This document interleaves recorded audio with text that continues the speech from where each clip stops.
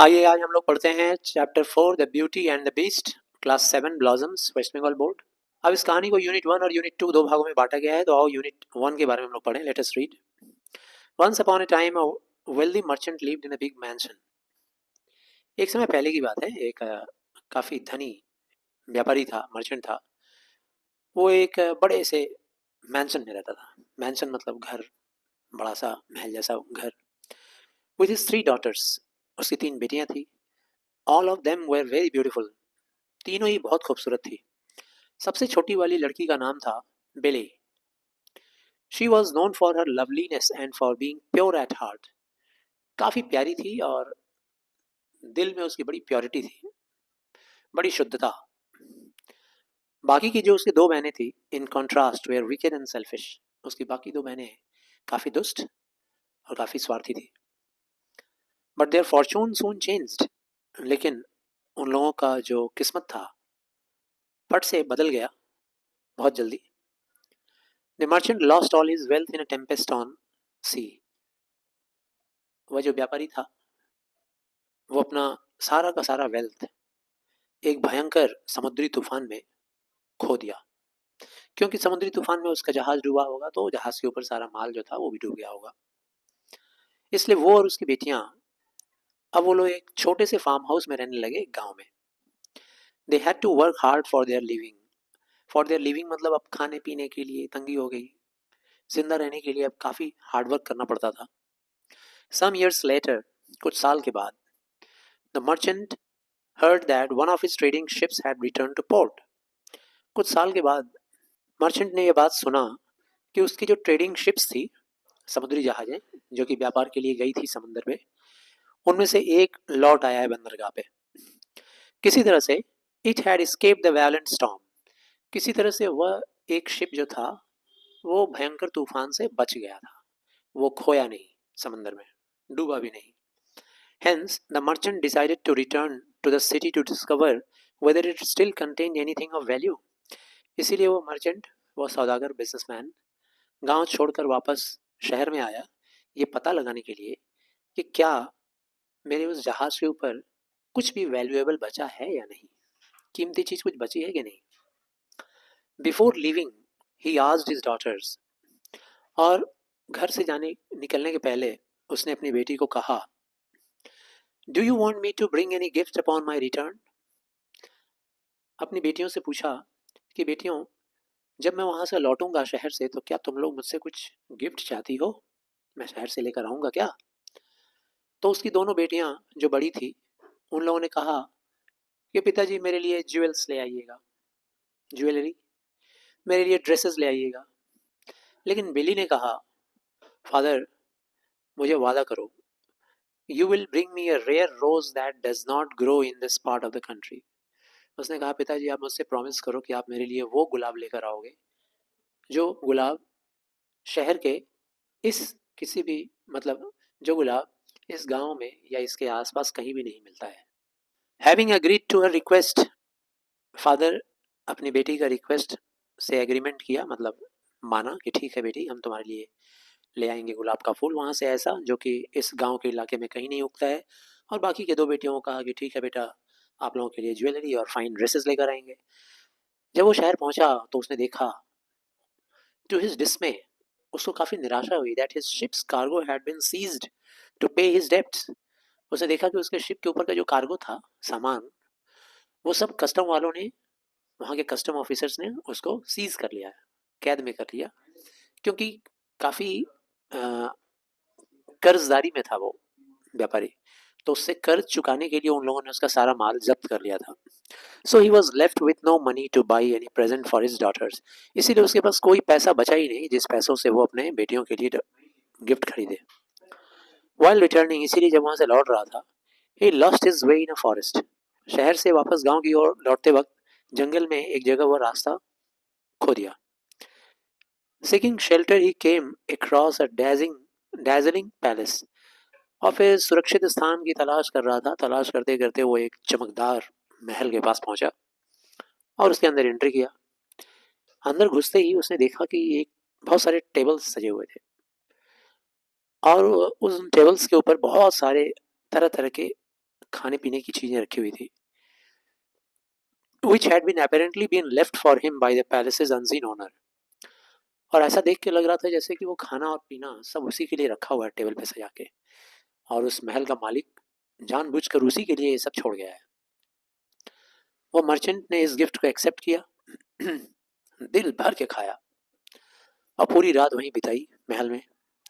अगले दिन सुबह जब वो बिजनेसमैन अब जाने के लिए तैयार हुआ तो उसने देखा कि सामने एक रोज गार्डन है। तभी उसको याद आ गया अपनी छोटी बेटी का वो बात जिसने एक गुलाब मांगा था पिताजी से। Upon picking the loveliest rose, जैसे उसने सबसे प्यारे फूल को पिक किया, तोड़ा, the merchant suddenly came face to face with a hideous beast. तभी उस मर्चेंट के सामने एक छिपा हुआ जानवर का सामना हो गया जो अचानक सामने आकर खड़ा हो गया। ही टोल्ड द मर्चेंट, उसने मर्चेंट से कहा, पिछली रात तुम भूखे थे और शेल्टरलेस थे, मैंने तुम्हें फूड दिया, शेल्टर दिया और कंफर्ट दिया, और अब तुम मेरा सबसे खूबसूरत पोजीशन मतलब मेरे अधिकार की चीज, मेरा हॉस्पिटैलिटी एंजॉय करने के बाद, हॉस्पिटैलिटी मतलब मेरा द्वारा ऑफर किया गया आराम, खाना पीना, ये सब एंजॉय करने के बाद तुमने मेरा सबसे कीमती चीज को तुमने ले लिया। अब तो तुमको मरना पड़ेगा तुम्हारे कंडक्ट के लिए, इस काम के लिए, व्यवहार के लिए तुमको अपनी जान देनी होगी। मर्चेंट गिड़गिड़ाने लगा, भीख मांगने लगा, मुझे आजाद कर दो, छोड़ दो, मुझे मत मारो। उसने आर्ग्यूमेंट पेश किया कि देखो मैंने ये गुलाब सिर्फ इसलिए तोड़ा क्योंकि मेरी सबसे छोटी बेटी बेली वो ऐसा गिफ्ट चाह रही थी, इसीलिए मैंने तोड़ा। लास्ट में वो जो जानवर था वो एग्री किया, उसने कहा ठीक है तुम ये गुलाब ले जा सकते हो बेली के लिए, लेकिन फिर तुमको यहाँ वापस आना पड़ेगा, नहीं तो your daughter shall come to stay with me in this castle, नहीं तो फिर तुम्हारी बेटी को आना पड़ेगा मेरे साथ, मेरे इस गुफा में मेरे साथ रहने के लिए। मर्चेंट बेचारा अपसेट हो गया, लेकिन फिर भी उसने इस कंडीशन को एक्सेप्ट कर लिया, इस शर्त को मान लिया, कंडीशन को। द बीस्ट सेंट हिम, और उस जानवर ने उसको छोड़ दिया, फिर जाने दिया, with jewels and fine clothes for his daughters, and stressed that Billy must come to the castle to her own accord. बीस ने उसको भेजा with jewels, साथ साथ जेवल्स भी दे दिया, कपड़े भी अच्छे अच्छे दे दिया उस आदमी को, और बोला जाओ अपने बेटियों को दे दो, और इस बात पे जोर दिया कि तुम्हारी सबसे छोटी बेटी जो बिली है ना उसको आना ही पड़ेगा यहाँ पे, ठीक है, तुमको नहीं मार रहा हूँ इसी शर्त पे कि उसको आना ही पड़ेगा मेरे कैसल में, और वो भी ऑफ हर ओन अकॉर्ड, अपने अकॉर्ड से आना पड़ेगा, अपनी इच्छा से उसको आना पड़ेगा, जबरदस्ती नहीं, उसको आना होगा यहाँ रहने के लिए। मर्चेंट जब घर पहुंचा तो पहले तो उसने इस सीक्रेट को छिपा के रखने का कोशिश किया अपनी बेटी बेली से, लेकिन उसकी बेटी प्राई किया करती थी। प्राई करना मतलब क्या, जासूसी करना, कोई सीक्रेट को पहचानने का कोशिश करना। तो she pride it from him, धीरे धीरे उसके इस सीक्रेट को मैनेज कर ली वो पहचानने में। And willingly went to the beast's castle, एक दिन धीरे धीरे उसने अपने पिताजी से राज की बात मैनेज कर ही लिया, जानने में सफल हो ही गई, और उसके बाद फिर चली गई। अपने पिताजी से जब सुनी कि भाई उनके जान को इसलिए छोड़ा है उस बीस्ट ने क्योंकि मुझे जाना पड़ेगा रहने के लिए, तो वो चली गई। The beast received her graciously and told her, beast ने उसको बड़े शानो शौकत के साथ रिसीव किया, वेलकम किया, बोला आओ तुम्हारा स्वागत है, you are the mistress of the castle.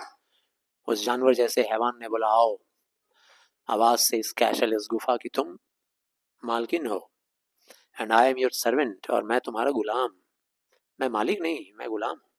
The beast gave her lavish clothing, beast ने उस लड़की को बहुत ही खूबसूरत कपड़े दिया, बहुत ही अच्छे अच्छे भोजन दिया, फूड दिया, and carried on lengthy conversation with her, और लंबी लंबी उससे बातें किया।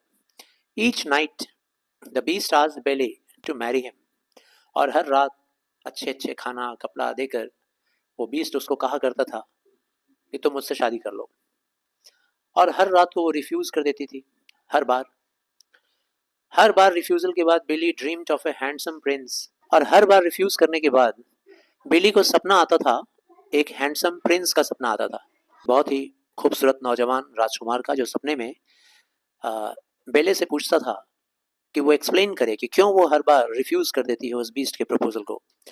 तब उसके इस क्वेश्चन को रिप्लाई करती थी, वो कहती थी हर बार एक ही बात कि मैं उस बीस्ट से शादी नहीं कर सकती, क्योंकि she loved him only as a friend, क्योंकि मैं उसे एक दोस्त के रूप में ही से प्यार करती हूँ, दोस्त से ज्यादा कुछ नहीं समझती। बट बेले could not make the connection between the handsome Prince and the beast. She was convinced, उसको अब पूरा यकीन हो गया था that the beast was holding the Prince. उसे पूरा यकीन हो गया था कि हो ना हो, मैं जितनी बार रिफ्यूज करती हूँ इस बीस्ट को, उतनी बार मेरे सपने में ये प्रिंस आ जाता है। क्या बात हो सकता है, कनेक्ट नहीं कर पा रही थी पहले कि आखिर ये बार बार रिजेक्ट करने के बाद, जब जब मैं रिजेक्ट करती हूँ इस राक्षस को, इस शैतान को, कि मैं तुमसे शादी नहीं कर सकती, तुरंत उसके बाद राजकुमार का सपना आ जाता है। कनेक्ट नहीं कर पा रही थी। आज उसको पूरा कन्विंस हो गई वो कि हो ना हो ये बीस्ट उस राजकुमार को जो मेरे सपने में आता है, उसको कहीं ना कहीं किसी न किसी गुफा में छिपा के रखा है, कैद करके रखा है। इसके बाद वो ढूंढने लगी उस राजकुमार को and discovered many enchanted rooms, और बहुत सारे कमरों को तलाश किया उसने, बहुत सारे कमरे। But never the Prince of her dreams, लेकिन उसके सपने में आने वाला वो राजकुमार किसी भी कमरे में नजर नहीं आया। फॉर सेवरल मंथ्स, कई महीनों तक, बेले lived a life of luxury at the beast palace. कई महीनों तक बेले खूबसूरत जिंदगी गुजारती रही उस बीस्ट के पैलेस पे, being waited on hand and foot by invisible servants, और सिर से पैर तक उसका देख रेख करने के लिए, उसकी निगरानी करने के लिए, उसकी सेवा करने के लिए इनविजिबल सर्वेंट्स वहां पे थे। ऐसे ऐसे नौकर थे जो कभी दिखाई नहीं देते थे। Having no end of riches to amuse her, और धन संपत्ति का तो बात ही छोड़ दो, इतना हीरा मोती जवाहरात वहां पे था उसको खुश करने के लिए। Endless supply of fine clothes, अच्छे अच्छे कपड़ों का तो ढेर लगा हुआ था, कोई गिनती नहीं है। इवेंचुअली रिजल्ट ये हुआ, फिर भी शी बिकेम होमसिक, उसको घर की याद आने लगी बेले को, और उसने बीस्ट से रिक्वेस्ट किया कि प्लीज आप मुझे अलाउ करो कि मैं अपने घर जा सकूं, अपने परिवार को देख सकूं। उस बीस्ट ने उसको अलाउ किया, ठीक है, लेकिन एक शर्त पे, तुमको एक हफ्ते के अंदर पूरा टाइमली यहाँ आ जाना पड़ेगा।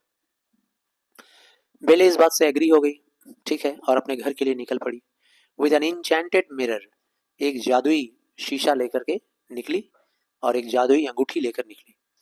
The mirror would allow her to see what was going on back at the beast's castle. वो मिरर का खास बात ये था कि जब वो आगे चली जाएगी तो मिरर में वो देख पाएगी कि उसके पीछे उस बीस्ट के कैसल में क्या क्या हो रहा है। And the ring would allow her to return to the castle in an instant when turn 3 times around her finger. और उस अंगूठी का खास बात ये था कि अगर उस अंगूठी को उसकी अंगुली में 3 बार घुमा दिया जाएगा तो वो एक झटके में, एक पल में तुरंत उस कैसल में पहुंच जाएगी, उस बीस्ट के कैसल में पहुंच जाएगी। Her elder sisters were surprise to find her well fed. उसकी बड़ी बहनें जब उसको देखी तो लोग हैरान हो गई देख करके, अरे वाह, हम लोग की छोटी बहन तो कितना अच्छा से खाना वाना खाई है, मोटी ताजी हो गई है, कितना अच्छा कपड़ा पहनी है।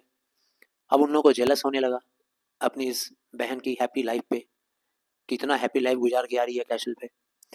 और ये सुनने के बाद कि अब उसको वापस से उस बीस्ट के पास जाना है एक पर्टिकुलर दिन को, दोनों बहनें जो बड़ी वाली थी वो सब उससे गिड़गिड़ा कर रिक्वेस्ट करने लगी to stay just for 1 more day। वो लोग रिक्वेस्ट करने लगे कि एक दिन और रुक जाओ, एक दिन और रुक जाओ, जानबूझ के, ताकि एक दिन और रुक जाएगी तो उसका वहां जाना गलत हो, मतलब कैंसिल हो जाएगा।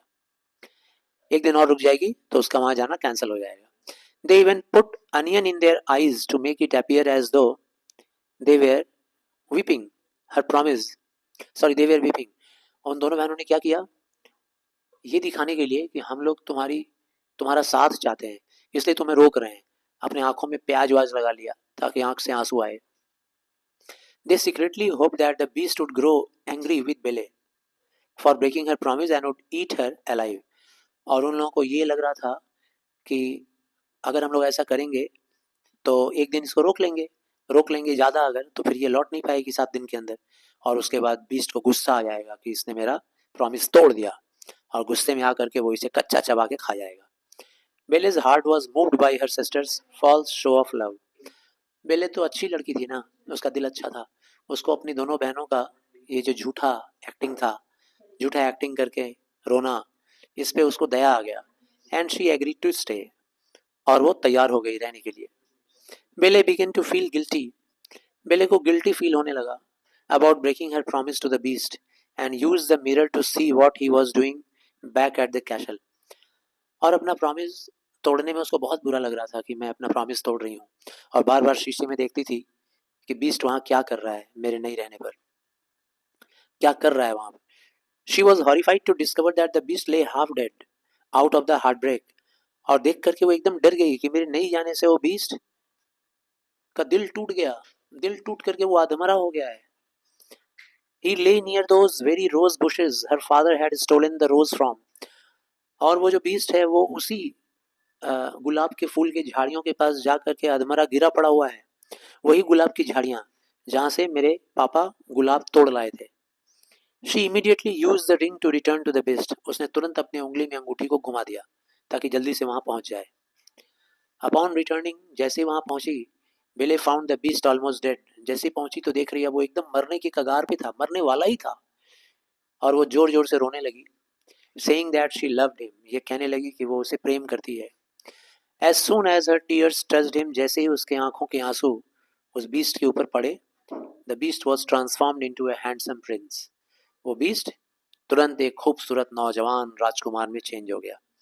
द प्रिंस इन्फॉर्म्ड बिले that long ago a fairy turned him into a hideous beast after he refused to let her in from the rain। उसके बाद उस राजकुमार ने बेले को इन्फॉर्म किया कि बहुत समय पहले की बात है, एक फेरी थी, मतलब परी थी, जिसने मुझको इस खतरनाक बीस्ट के रूप में हमको जादू से चेंज कर दिया था, क्योंकि बारिश में वो अंदर आना चाह रही थी, मैं उसको अंदर नहीं आने दिया।